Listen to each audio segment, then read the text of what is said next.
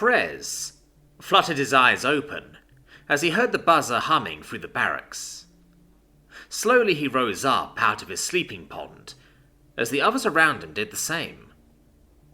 The Crossercans dripped off for a moment and turned, walking forward through the barracks. Soon they were out in the cafeteria, each getting into line with a tray.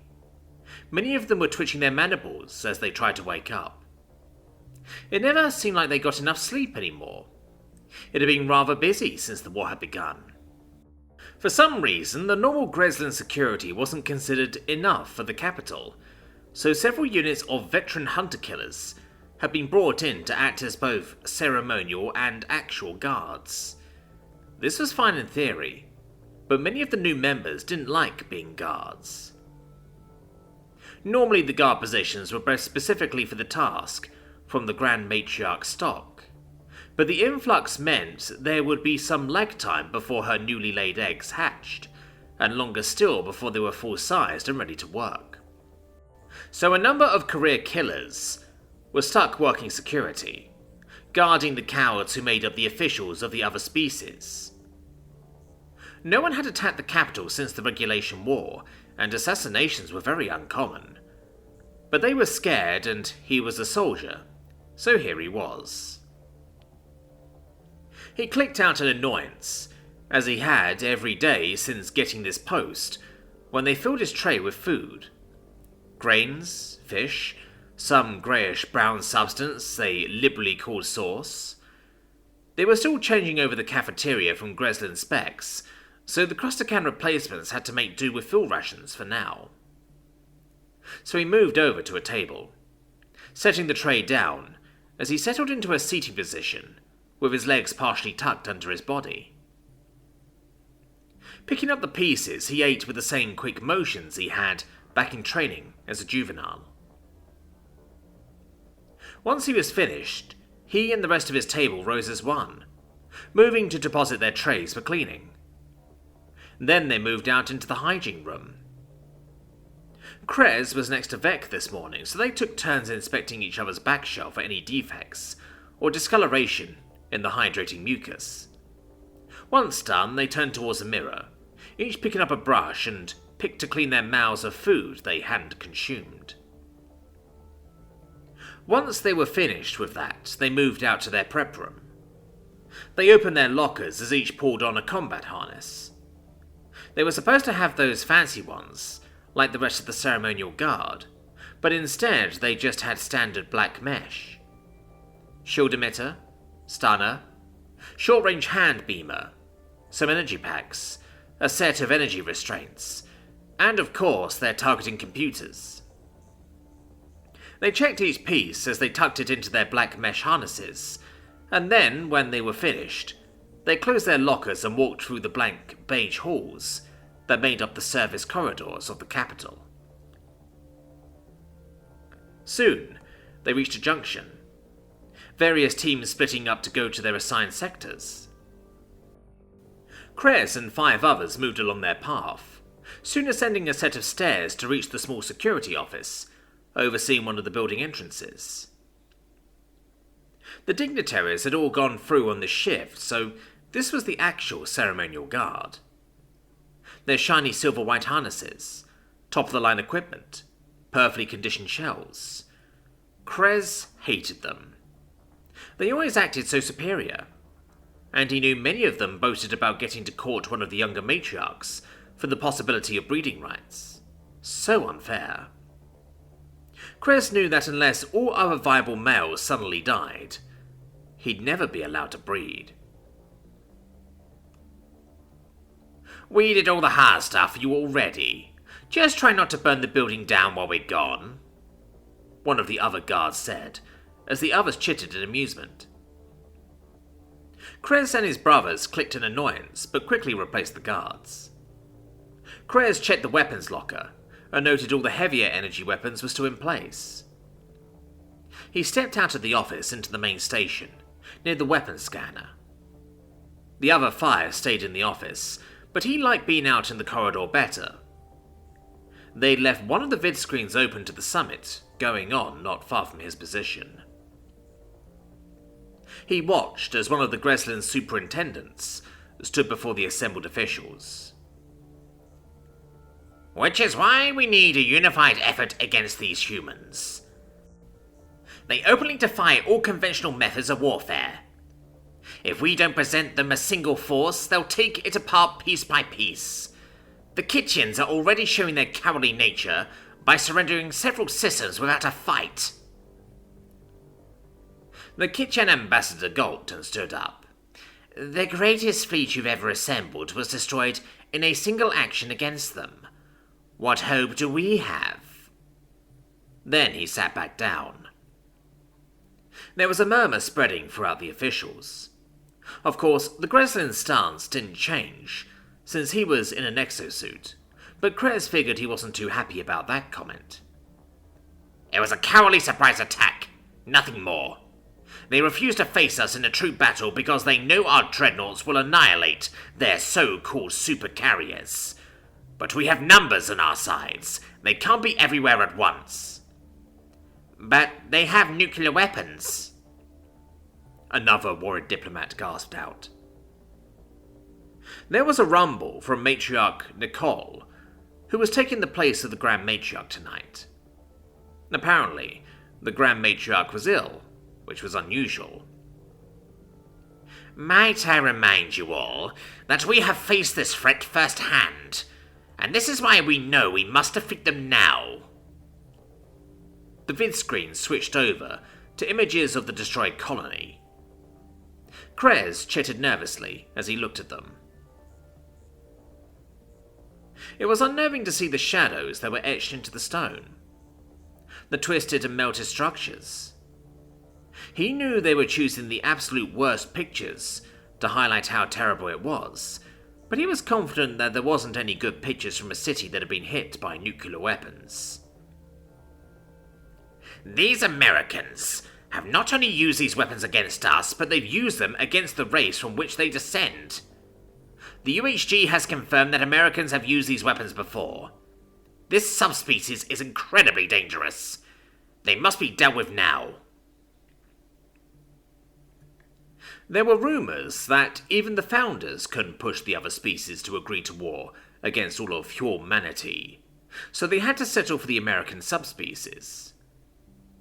Still, everything he'd seen made it seem like the UHG would be far more reasonable. "Not only must we deal with the Americans, but the Libertonians who clearly provoked this war, and likely influenced the Americans secretly beforehand. When this war is over, they shall not be allowed any autonomy." That drew more murmurs and surprise from the diplomats around the chamber. There was a click on his comm. "Loading Bay 22 here. The Goworldians have brought a statue. We're checking it in." "Careful, Loading Bay 22. They might have hidden snacks inside," he heard someone reply, and there were clicks of mirth across the comm. Krez looked back at the screen. He wished he was out fighting the humans. He knew they had destroyed their colony in response to the raids, but he would be glad to serve his species gloriously in battle. He heard it was bad on Bastion. He should be out there with his brothers, not stuck here being bored and eating bad rations. Maybe he could get a forward posting by the end of the war. See if he could earn some glory accolades. It was a long shot, but maybe he could get courtship rights with a new breed matriarch. With any luck, his people would come out of this war stronger than ever. They'd used the first war with the Libertonians to advance their power considerably. This shouldn't be any different. He'd been watching the screen but not paying attention, so he had to concentrate to figure out what was going on now. One of those strange reptiles who licked their own eyeballs was talking. What was their name again? Boosamites or something like that? "But the founders have not allowed any new member species even half of their own power. Clearly this war is an indicator that the founders must distribute power more evenly." Krez chittered a little as he heard the murmurs in the crowd. He was never fond of diplomats, but it irked him to see the other species use this war as a platform to gain power. It didn't occur to him that he was hoping his own species could do just that. The war must first be won, which is why we're undergoing massive restructuring to better assist the combat that rages today, said one of the fillers. They'd been fairly useless in this war, their style of combat horribly easy for the Americans to defeat. So he knew they were looking for any way to start getting their honor back. Hey, one of the security observers outside just went offline, he heard one of his brothers say from the security room. Just turn off the feed and turn it back on, he called out. What did they expect? An attack on the Capitol building? Outrageous. It would take a massive fleet just to get this close. He looked back at the screen. Furthermore, even if we do develop FTL technology to allow us to get into American-controlled space, how do you propose we attack their colonies? Have you seen the planets they inhabit? None of our species could survive on any one of those for more than a few minutes, and that's if they had appropriate survival gear. Of course a kitchen was trying to defend their constant surrendering. The cowards just didn't want to fight. There was a chime, and he turned to see a Gerweldian with a large Vekish bodyguard that had some sort of bag. He waved them through the scanner with a claw, and looked back at the vid screen.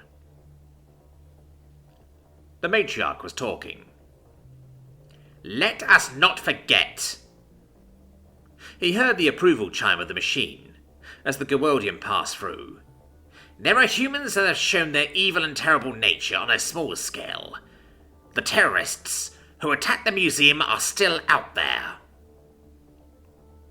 He heard the negative buzzer as the Vekish tried to step through the device. He chittered in annoyance, figuring the idiot hadn't keyed his credentials in properly. Turning, he saw a massive blue fist racing towards his face. There was a solid crunch as his head snapped back, pieces of shell flying away as the matriarch spoke. Even now the terrorist is out there. We must not forget the threat to our way of life, that is, Billy Bob, Space Trucker. Billy Bob leaped over the counter, walking towards the security door. He kicked it off the hinges with the amplifier strength the fake bulk suit gave him. The bag was on the counter, open, and in his hands was item number 1. An AA-6 shotgun. The sun crabs inside were all staring at him, their mandibles twitching in shock. Oh shit, one had time to say, before he finally pulled the trigger. The specially crafted 6-gauge rounds had been designed with the increased strength of a power suit in mind, and oh did it show. Billy Bob stood in the doorway as he slowly turned, the buckshot flying out into the room, shredding crab and console alike. The gars flying backwards as they were torn apart by the torrent of fire and metal that was spewing out of the muzzle of that weapon. Billy Bob was very well aware he didn't need to go so far with it, but he stood there, feeling the weapon lightly jerk in his hands as it went through round after round, pulverizing the room and everything inside it. Finally, the drum was empty, and he stood there, grinning inside the suit as the bulk face mimicked the motion.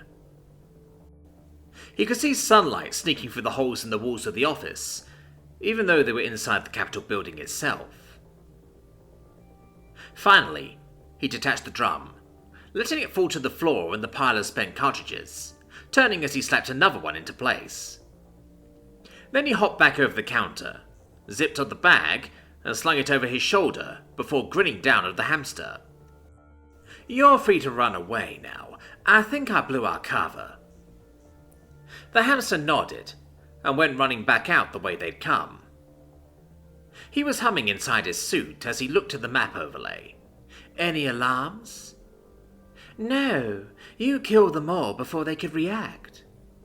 He heard Amelia's voice in his ear as he smiled. The other teams are moving on their objectives. You need to clear one more security station, and then the loading bay I'm in. Understood. He wished he could start playing some heavy metal right now. Oh, or start some Stripes Forever. Maybe the Beach Boys, just to throw everyone for a loop. Oh well, he'd have to settle for his own sounds. Oh, Yankee Doodle went to town a-riding on a pony. He stuck a feather in his cap and called it macaroni. He was walking down a hallway as he saw a car lean out to find out what the noise was. Seeing the armed Bork, it let out a hiss of surprise before Billy Bob fired the shotgun, pulverizing the guard. Their shields utterly useless against the 6-gauge buckshot. As he stood in front of the next security booth, he didn't even bother hopping over the counter. Yankee Doodle, keep it up. He pulled the trigger again, as the crabs started to rush out, only to get cut down, the lightweight Xeno construction splintering apart again as the rounds slammed into it. Yankee Doodle Dandy. He could see one inside frantically trying to open a weapons locker. Mind the music and the step. But there was nothing it could do, as the buckshot tore through both the crab and the locker he was trying to open. And with the girls be handy. He stood there observing the second obliterated guard post before dropping the second drum and taking one off his harness before slamming it home. He began to hum then, trying to make it sound like cool theme music, or as close as one could get with humming theme music as he walked down the halls a ways. He saw the door for the loading bay and turned, kicking it in as the door went flying, smashing into a crab who'd been standing on the other side. He stepped out and saw these crabs had weapons in hand already, but they sure as hell hadn't been expecting him. Hey guys, what's up?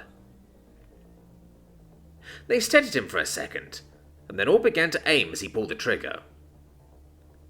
The metal crate in the center held Amelia, but he knew she couldn't get out until he entered the code, yet he didn't feel much like sharing these guys. He walked forward, the few rounds the crabs managed to fire getting absorbed by his suit's shield, which as far as he could tell was all the best of Xeno shielding, and all the best of human high-density metal, which was fine by him. Soon they were splattered across the walls, as he dropped the shotgun and opened a hatch on the side of the crate. Have you out in a jiffy, Amelia? Good. The others are reporting total success so far.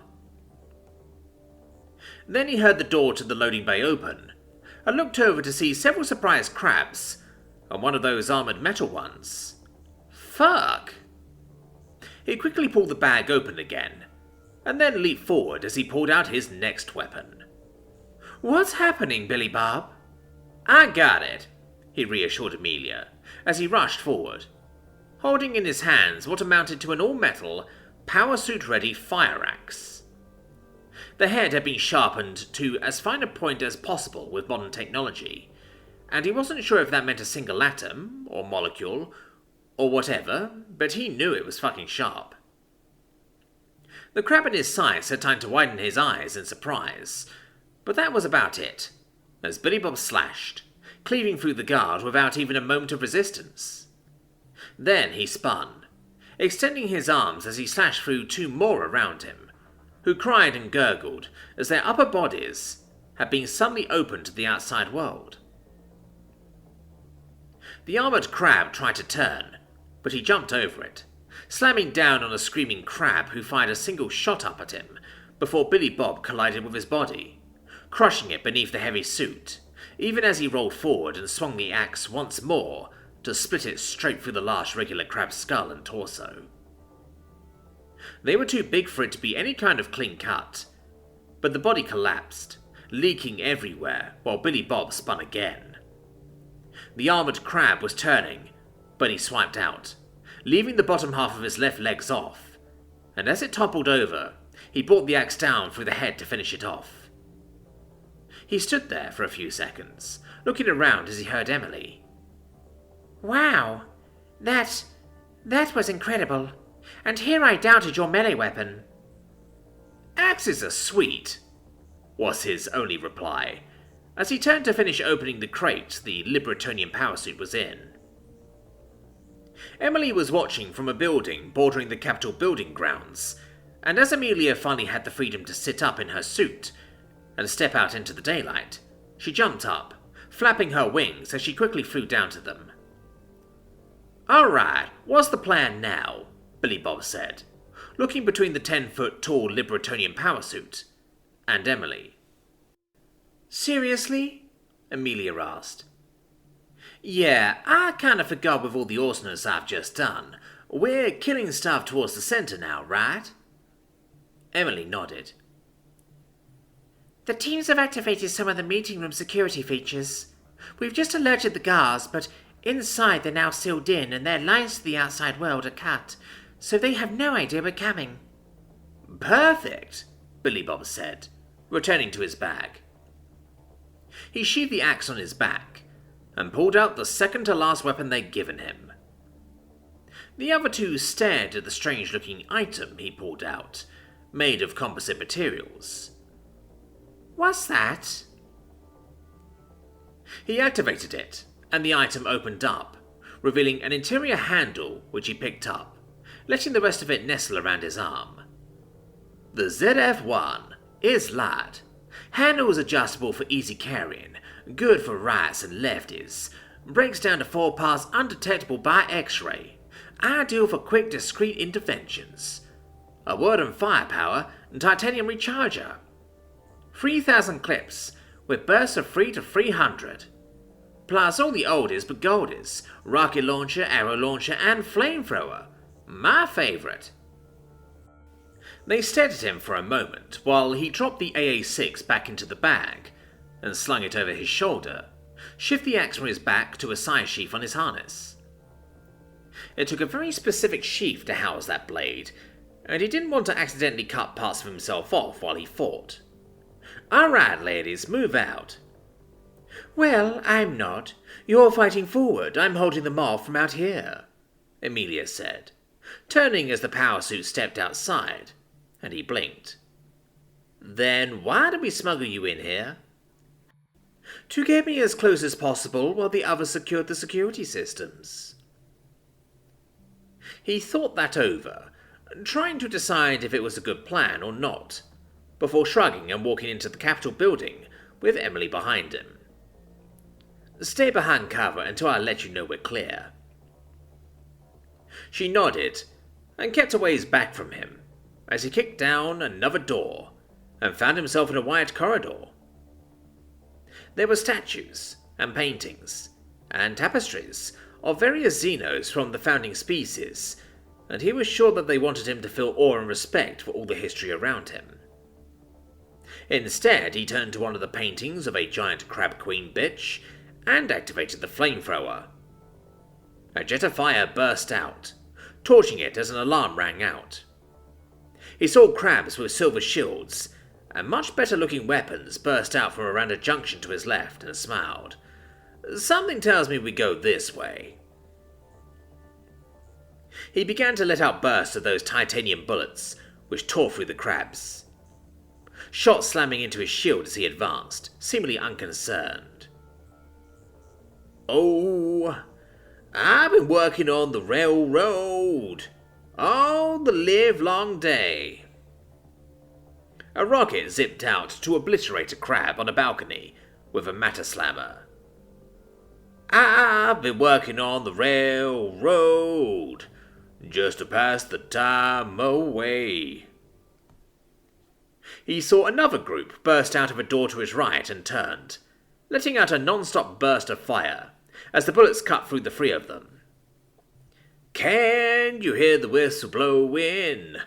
Rise up so early in the morn." Another matter slammer on the balcony down the hall, but 3 arrows slammed into that one's chest as it screeched and tumbled over the railing.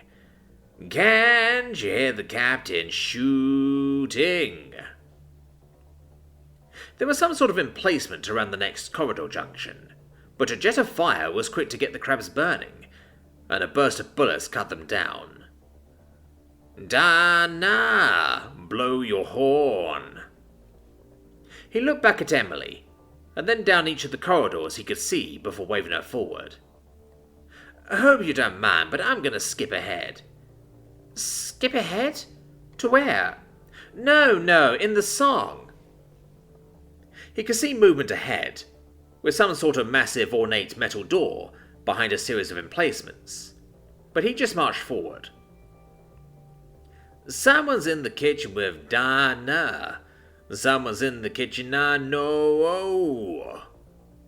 A rocket streamed out from his gun, exploding one of the fixed guns he could see on the platform to the left side of the massive door. "Someone's in the kitchen with Dinah. Someone's in the kitchen, I know." He aimed to fire another rocket at the other side and heard a beep. Quickly, he triggered another blast of arrows which peppered that platform, hissing out green smoke, as the crabs coughed and sputtered, clutching their faces as they either died or passed out. He had no idea. "Strumming on the old banjo, singing fee-fi fiddly-I-o." More crabs were behind some heavier shielding, but he let out a steady burst of bullets, which made the shields flicker and fail before the crabs behind them were turned into shreds. "Fee-fi fiddly-I-o-o-o-o. Fee-fi fiddly-I-o." He saw another crab who frantically activated some sort of shielding in an alcove to the side. "This barrier is immune to ballistics," it quickly shouted at him, raising a matter slammer while he just thumbed the flamethrower once more. And as the crab screamed out, engulfed in flames, Billy Bob sang, "Strumming on the old banjo." The crab slumped down dead, the shield still in place as he smiled back at Emily. "I fucking love my job." And so splits a chapter in the adventures of Billy Bob Space Trucker, but does not end yet.